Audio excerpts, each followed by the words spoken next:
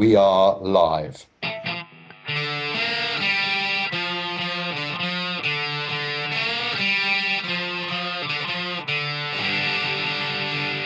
Hello, and welcome to another episode of the Atomics Founder Hacks podcast. Some time where we talk about some things we've seen, something we've read, and something we've learned that's been inspiring for the founders that we're supporting in a very diverse range of businesses. I'd like to say a very warm welcome to Mr. Anthony Enright. Good morning. And to Mr. Alex Moore. Top of the morning to you, Ben. Top of the morning indeed.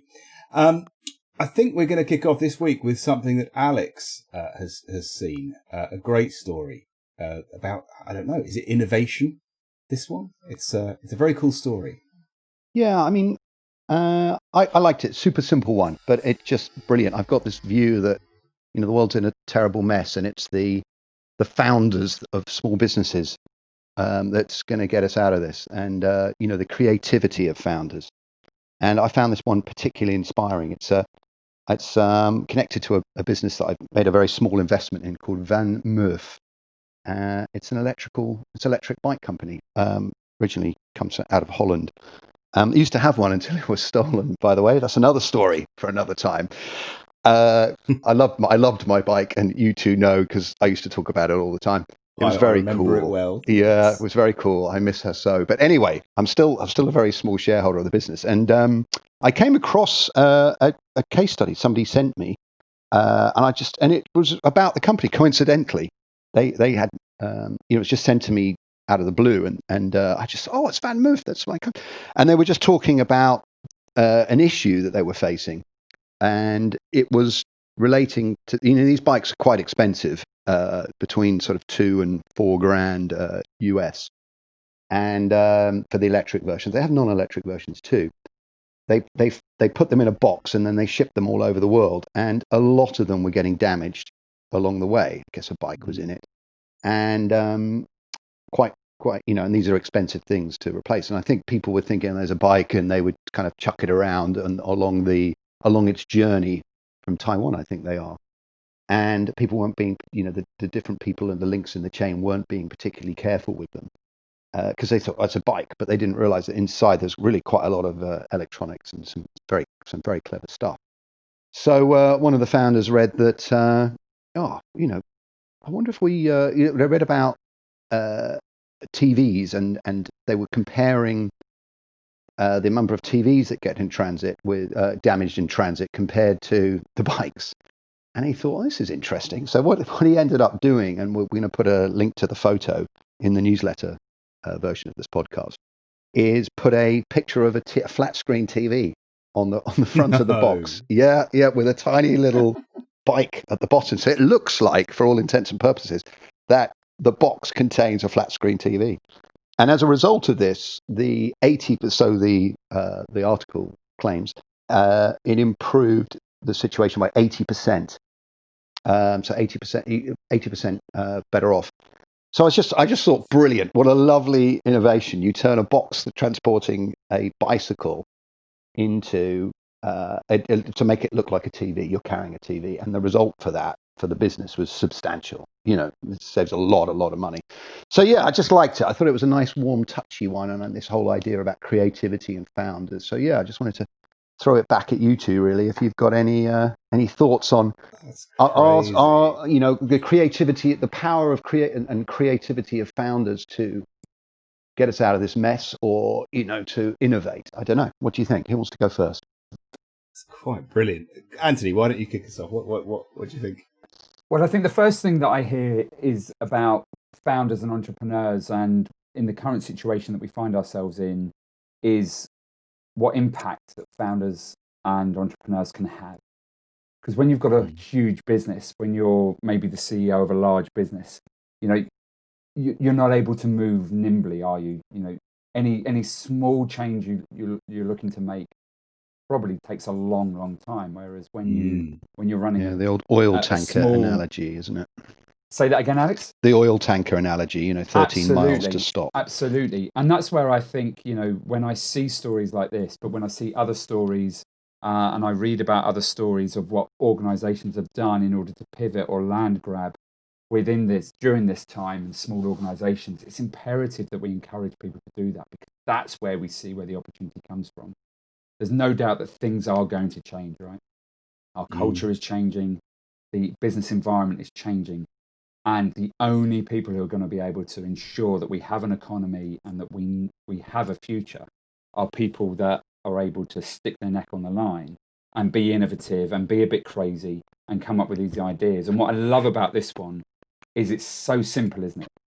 For the outside world, it's so simple, but yet it's not simple to come up with that idea. It takes time, it takes courage, it takes market research, investigating how can we fix this problem, because it can seem like such a huge problem with such a simple solution.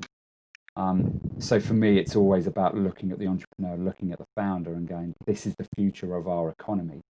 Is people like this that come up with these innovative solutions. What else can they come up with? How can we encourage them to keep doing this, keep innovating, keep creating?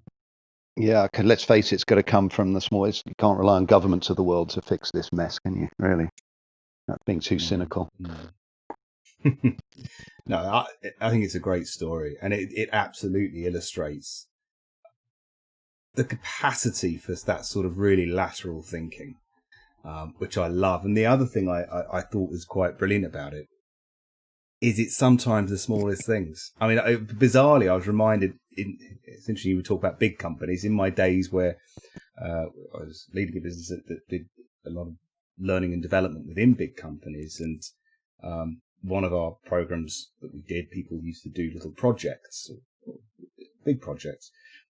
So, as they went through their leadership development, they would do a project. And someone did a project around the purchase of toilet paper. This was a retail business. They had about 200-300 sites.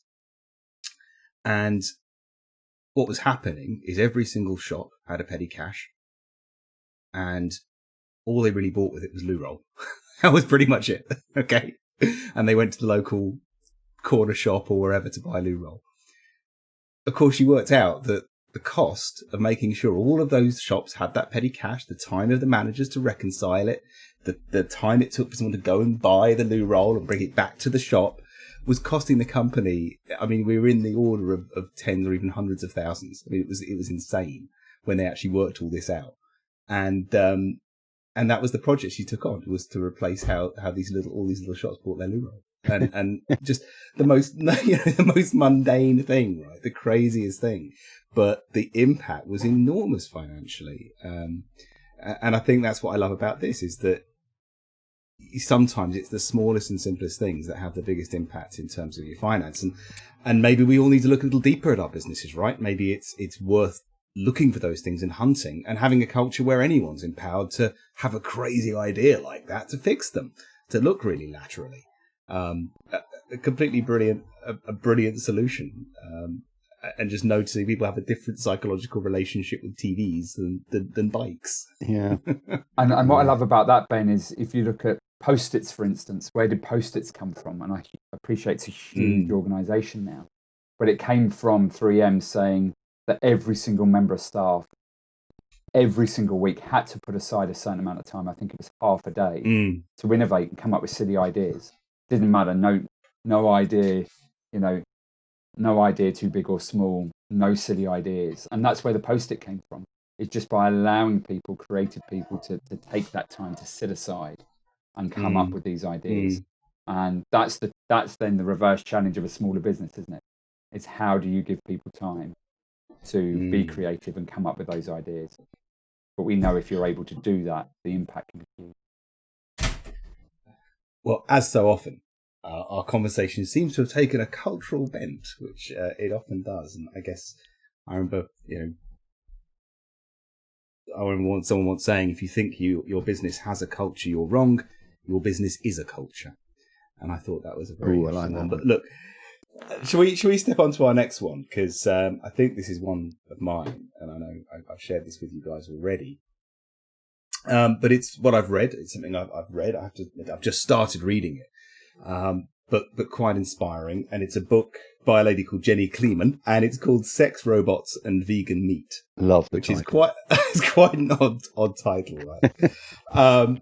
But what the book is about, Jenny Kleeman is a journalist, and essentially she interviews people who are on the absolute vanguard of possibility in technological innovation. The absolutely new. It's a terrible cliche, but we're not leading edge here. We're bleeding edge of what's going on. But what's fascinating about it is these are all real. These are all actual happening things. These are all many of them are businesses that are actually happening. And she worked through a number of different examples around birth, food, sex, and death, the kind of fundamentals of humanity, and talks to people who are innovating in that space.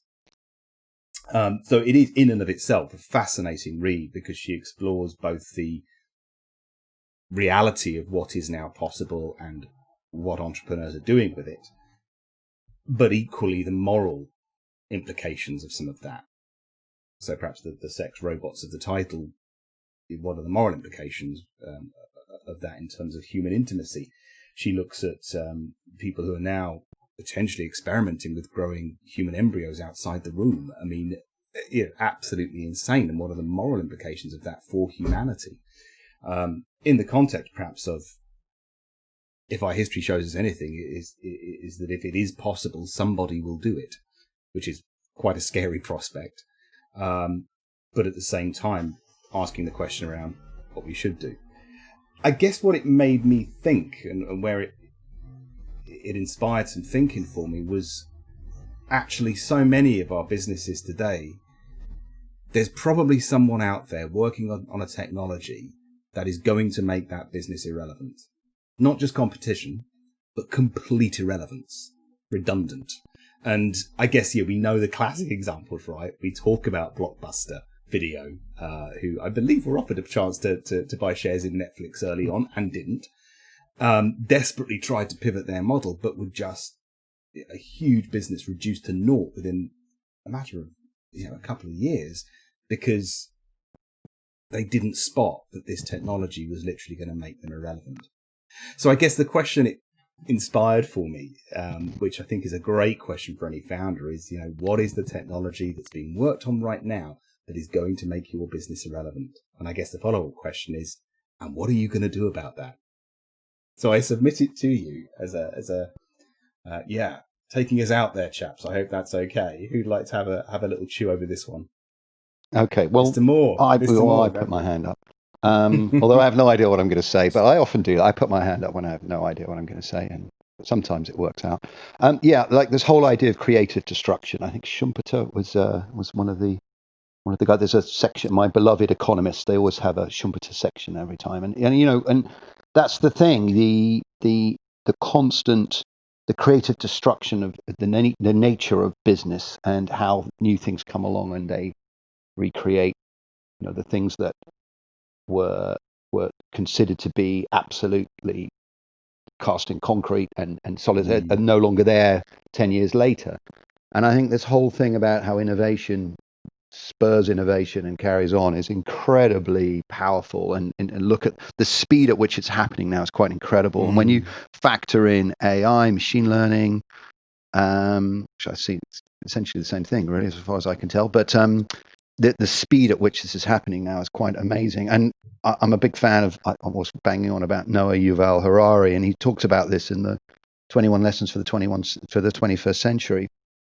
This is great, but the speed at which it's happening now is quite potentially quite concerning, because he just couldn't see in this century that it's always been, up until now, his point, up until now, this creative construction has come. One business has died, but another one has come. But with the advent of AI, this new jobs will come through it's not necessarily going to happen. So for me, I think this is going to be a very interesting, if you're 10 right now, which is the same age as my little boy, it's going to be a very interesting century to grow up in, because the speed of change, and coupled with machines doing things much better than humans can, which is pretty much everything, it's going to pose some real risks to society. And we've got to have a little think of how we all fit into it. But again, I am quite an optimistic person by nature, and I think founders of businesses will figure a lot of this out. And we might, the traditional jobs of today won't be there. Other ones will be, and other people are going to have to find out how they spend their time. And Harari starts talking about this religious sect in Israel that they get paid by the state to do very little, but they are always scored as being amongst the happiest people in Israel. So pretty scary, but also, change is the only constant, isn't it, gentlemen? And for me, I think it aligns to where we currently find ourselves in that people are, again, I know I said this a couple of weeks ago, but for the one person that's listening to this, they may be in a position where, and there will be founders out there where they feel their business has been wiped out by this virus, where they cannot see a future, whether it's retail. If you look at the likes of, good example is Primark, who, millions and millions of pounds of turnover, but didn't have an online and don't have an online shop. And there will be people sitting out there with this going, my business has been wiped out already by this virus. So what do I do next? And I think it's such an interesting concept as to where do we go next with this. And for me, I think the answer is always about, if you read the Traction book and the entrepreneurial operating system, it talks about, and kind of if you implement that within your business, it insists on you having a visionary and an integrator. So what it means is that the integrator is almost like your MD, your CEO, and ensuring that the business continually achieves its goals and with its main product lines or service lines and is profitable, etc., etc. But you also then have the visionary who is looking at what's next. And I think if you can afford that within your organization, that's potentially where you're able to plug the gap and go, okay, this is what's next, or this is what might wipe us out. And we all know, having met lots of different entrepreneurs and founders of business, that some are more your integrator and others are more your visionary. And I think it's about having a balance within your organization, that if you are the visionary, to have the right integrator there so that you can be looking at what's next and what's next. I love that, because I completely agree. It is a skill, I think, that a competency, being able to look into that crystal ball with some kind of clarity. And I think the points I've heard around the world is moving so fast, and in a sense, it sort of brought the horizon closer to us. We can see less far. But I'm also reminded of, you could flip this on its head quite easily. What is the technology that's being worked on right now that could make your business 100x next week? And I'm also reminded of a quote, and I can't remember who said it, but there are two kinds of businesses. There are technology businesses and businesses that haven't realized they're technology businesses yet. And that's pretty much it. I just think having a connection into that sort of big future is fascinating. And I think what I've taken from dipping into this book is that what we think of as big future, what we think of as a long way away, is actually a damn sight closer than we think. Yeah. And if we take on the blockbuster analogy, that is going to happen again and again. And the only difference is it's going to happen faster in terms of business innovation. Yeah, I totally, just to add to that, I think as a founder mindset of make your business obsolete before someone else does, that constantly. Love it. It's very Darwinian, isn't it? It's brutal, but business can be. It's just that's the way it is. That kind of, don't get complacent, sit there. How can I make this business better? And what's happening in the bigger world outside me, outside of my business, outside of my little universe is something you've got to, I've found from experience, got to keep an eye on, right? I think it is brutal, and I think maybe we could say that the job for us as founders, leaders of businesses, is to turn it from brutal to joyous. That there's a joy to be found in that reinvention, right? And how do we lead through it? Let's move on. We've got one more item, which is something we've learned this week. And I think Anthony's learned something this week he would like to share with the group. So I had a couple of days off last week, and I got a phone call from my mum to say, "Are you near a television? You need to put on BBC One now, and just turn it on." And it just so happened that when I'm on holiday, I like to sort of get away from technology, get away from the TV and those sorts of things. But when my mum phones and says do something, obviously I'm a good boy and I do it. So I turned it on, and in my household we have, and certainly it comes from Emma, my wife, a fascination with repairing things and fixing things, and especially clocks and grandfather clocks. And it just so happened that's why my mum called, and it just so happened that on BBC One there is the programme called The Repair Shop. And it does what it says on the tin. If you've got something that's broken, you bring it to them in their lovely thatched barns somewhere in the UK. I don't know where it is. And you've got these very, very talented people who can literally fix anything. And we watched the programme, and we watched how they put this grandfather clock back together. And it was just an amazing creation of something that was broken. And I've watched about 3 or 4 of these now, so I've learned the concept. But what I'm more interested in is the reaction of when people go to collect the items that have been repaired, the items that have been fixed. And I'm sure it's produced in this way. However, it's all about the person's emotional connection to that thing and what it does, what it reminds them of, and what they're connected to because of that particular product. And in this example, it was a lady's grandfather clock from when she grew up, and it was always at the epicenter, of winding it up and setting it going of her time with her parents. And sadly for her parents died when she was very young. So once she saw this grandfather clock repaired, the emotion of everybody involved in repairing it came together. And what I sort of really took away from it is that nothing was about money. Nothing was about, this program isn't about anything else other than the connection that people have to these particular products, to these particular things. Mm. And Ben, when I shared this with you, I'm going to let you talk in a moment because you've got a slightly different take on it. My take on it was all about, again, as founders and as we go about our business, what do we want? What's our connection? Because so often we get, when you talk to others about your business, quite often people are saying, in their mind, they're thinking, oh, that person's doing very well for themselves.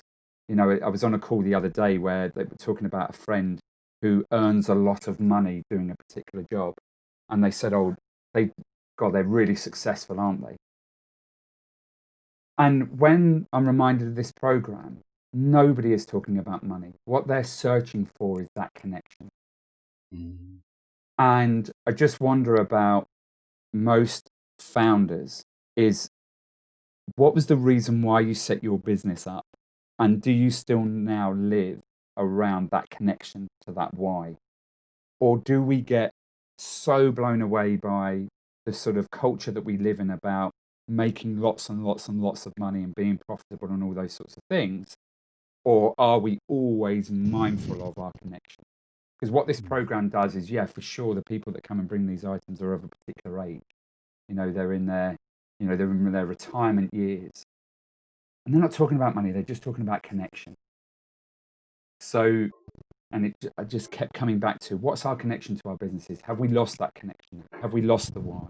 Or are we still very much in line with why we set this business up and what we want from it, so that we can continually live our purpose, if you like? Does that make sense? It absolutely does. And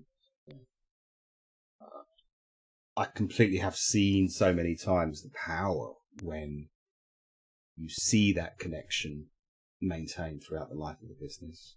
I'd also say, I have seen times where it's come under pressure, because I do think, a lot of entrepreneurial writing and coaching often does go into this space of focus on the why. And I sometimes think it maybe steps across a line in terms of empathizing with founders who really are fighting in the gutter for the survival of their business. And again, sort of saying to a founder who is at the point of a business failing, oh, well, you need to not think about profit and not think about money and think about your why, is quite a difficult message. So I think there has to be a sort of balance imposed between what I'd call a sort of, the mathematical, logical side of a business, which doesn't go away ever, and the heart side of business. I see them in union. Neither one should ever trump the other. And I have seen founders who perhaps are so focused on a why, they actually forget to run a profitable business. And guess what? Pretty quickly they have to stop doing it, because sadly you can't realize your purpose without some level of profit or at least money. But no, thank you for reminding me as well, Anthony, because yes, when you shared this story with us earlier in the week, the other thought that came up for me, because I love this thing of connection, and I love the thing that it tells us, which we live in an emotional world, actually, predominantly. And the thing that came up for me, and I don't quite know why, but when I thought about the stories you told it with these people bringing these objects to get repaired, and these objects representing something so powerful to them, where I, of course, came to, but every single one of those objects was someone's product once upon a time. It was made by a business. And interestingly, you shared the example of the grandfather clock, which is something made with an immense amount of love. But I think you also shared an example of like a very ordinary transistor radio that was just, something you would have bought in Argos for a tenner. But you know what? It was granddad's transistor radio. And so for that person, it was an incredibly powerful object. And it just made me reflect on businesses that I'm working with. Yeah, what is that emotional connection that customers are building around our business? And how do we make sure we really understand and respect that? Because, we have our why and we do what we do and we do it as well as we can. But equally, people project an emotion onto what a business does or what it produces. And I thought that was really interesting as a little exercise for any business to go and really think about what is your customer's emotional connection with your business, which may have nothing to do with what the product is or what it does, but purely its presence in your life. So I thought it was a wonderful example. So Mr. Moore, what are your thoughts, musings? Well, I'd like to sort of go back to what Ben was talking about, purpose rather than the connection, and the purpose and the balance of purpose and paying the bills at the end of the month. And I think a lot of people, to me, think, I don't know, non-entrepreneurs think entrepreneurs only care about money, and they're like, oh, they want to have their own business because they want to be very rich one day. I don't know. A lot of people, I come across people like that. And I've found that to be different from the founders that I've met. They're on a bit of a mission to do something. They put purpose before making money often. And I think I've found the really special businesses that I'm involved with, the purpose does come before money. The money comes afterwards. If there's a purpose that everyone's into and they fall behind, the money comes afterwards. And I think that's very, very interesting that, it's almost like a business will go into decline if its purpose is to make money. And I think a lot of businesses can lose, I've seen from personal experience, can lose a bit of their soul as they change ownership, and the focus of the new owners is on money rather than the original ethos of a business. So yeah, I think that was it. And in terms of connection, repairing things, I thought that was interesting. My thought is a lot of things you buy now. I grew up, sound like an old git, but I fix things when they went wrong, and I look at things that there's a lot of things you just can't fix now, and there's this whole right to repair movement. Which is being put legally. You must give people the chance to. There's a whole movement that legally anything that you buy now, you should be able to repair rather than just replace. So yeah, the ability to repair I haven't seen this show, but I'd like to have a little look. So good one, Mr. Enright. I did catch an episode. I think you'd like it, Alex. I think it's a really interesting. Because I completely agree, and I don't want to be sort of misheard in terms of my points around purpose and profit. I guess I think there is a harmony that needs to be there. It needs to be a purpose, if it's the right purpose for a business, should cause for a great business to be created. And I think I'm just curious about those examples that actually we've had where people are so focused on that purpose, they actually lose sight of creating a healthy business underneath it. So I think I just always, I don't know. What do you think of that balance? Well, I think where I was coming from was the complete opposite, where thinking about those that just had that sort of pound sign in front of their, and actually had no purpose, forgotten what the purpose was and forgot what the values are and just pound sign. And I suppose for me, it was then about watching this program going, none of these people were looking for pound signs. They were just looking for connection. And we can get so wrapped up in numbers and metrics and making money that, that sort of moment on your deathbed, the moment of regret going, nobody wishes they spent more time working on their business or at work. So what is it, and just reminding people that what it is. And I think it's interesting to bring it up and then see both of your quite different views or different perspectives on it. And I think we're pretty much all in agreement there that actually they both can marry very well together. And when you do that, you get real success. You do achieve what you set out to achieve, whatever that may be. Because for some people, making money isn't the overall objective. It is other things as well. But they need to live in harmony. Beautiful. Well, on that note, I feel we are at time. And how do we summarize today's podcast? So, maybe it's as simple as putting a TV screen on a bike box. Maybe it's about sex robots and vegan meat. Or maybe it's about the harmony of profit and purpose. Or all of the above. A fantastic exploration, guys. Thank you very much indeed. So this has been Founder Hacks, everybody. It remains for me to say thank you and goodbye to Alex Moore. Thanks for listening, guys. And of course to Anthony Enright. Goodbye. Remember, Founder Hacks is also a blog, a regular email series. You can sign up for both at www.atomics.co.uk. And thank you very much for listening. And hope we'll see you soon. Bye-bye.